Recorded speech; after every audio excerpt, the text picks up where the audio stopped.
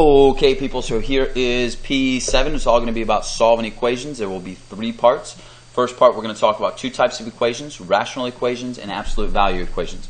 So, rational equations, remember we did last section already. We talked about rational expressions. So, factoring and finding the lowest common denominator is going to be pretty important for this.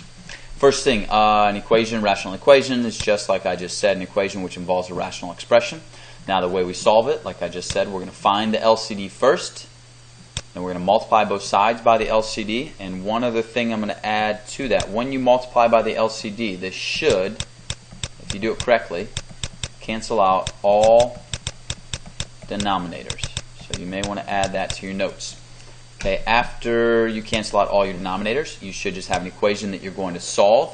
And finally, the last thing you need to do is make sure you check that equation for extraneous roots or solutions, and you just do that by thinking about, again, what values we can and cannot plug in.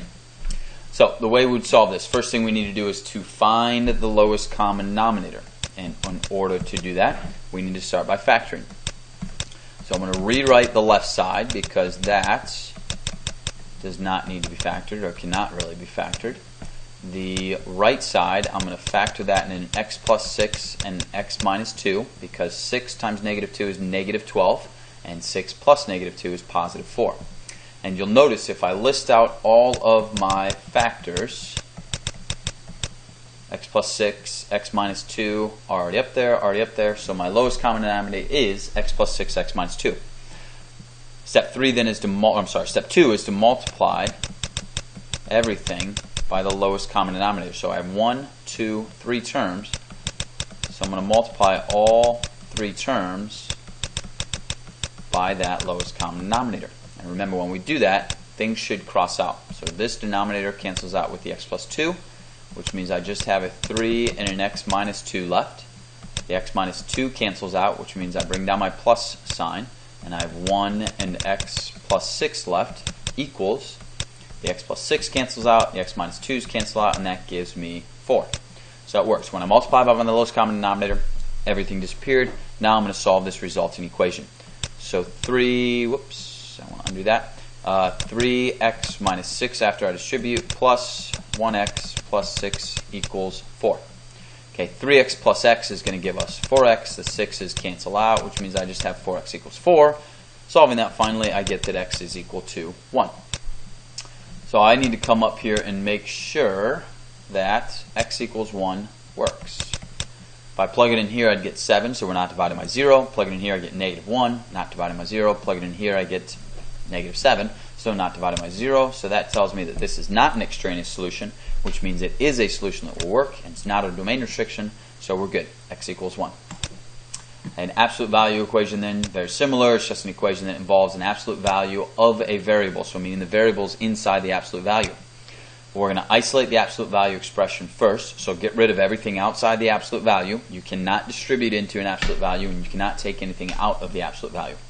After you do that, you need to think about creating 2 equations, both positive and negative possibilities.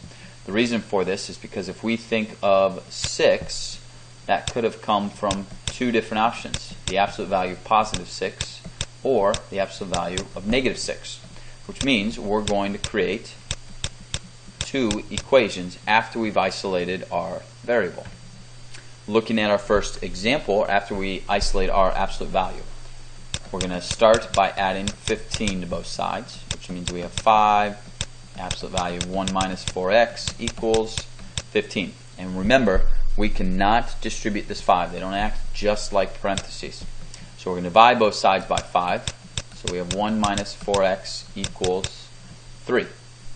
And now here we've isolated our absolute value, so we need to separate it into 2 equations.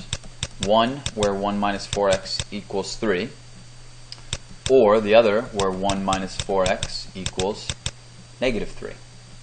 And we start by subtracting 1 from both sides, so negative 4x is going to equal 2.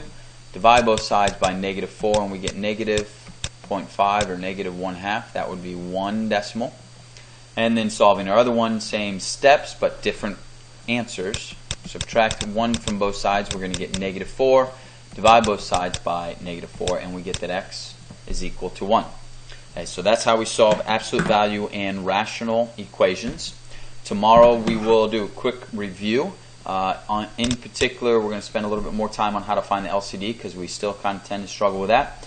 And then we'll do some equation solving and probably some equation grading. We'll see you next session.